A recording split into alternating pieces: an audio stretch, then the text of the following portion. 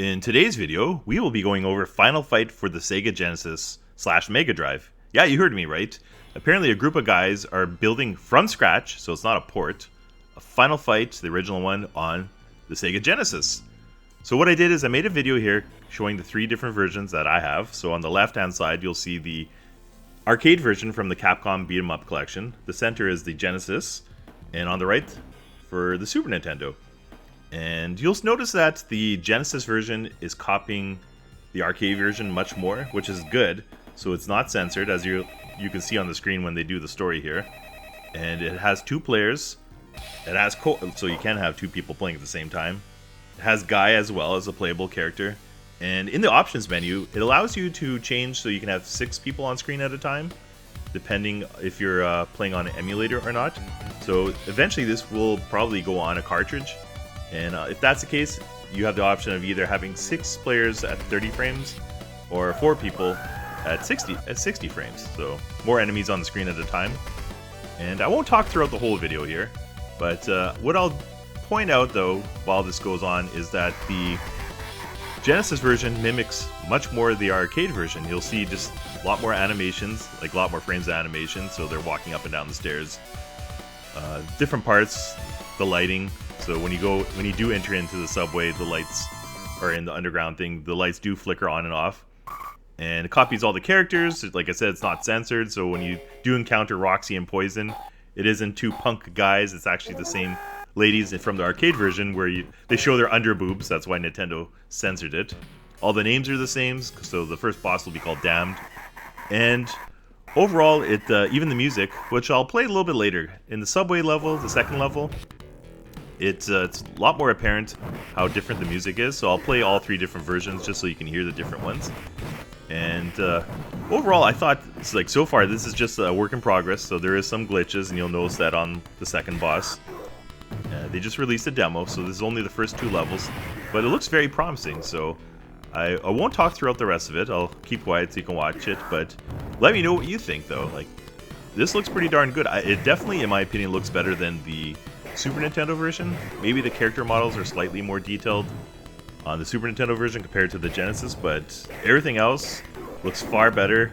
Just the small touches, just even like in the subway cart, you'll see the handles swaying, while the Super Nintendo version doesn't even have it at all. So let me know what you think. I'll probably follow up with this one once it comes out.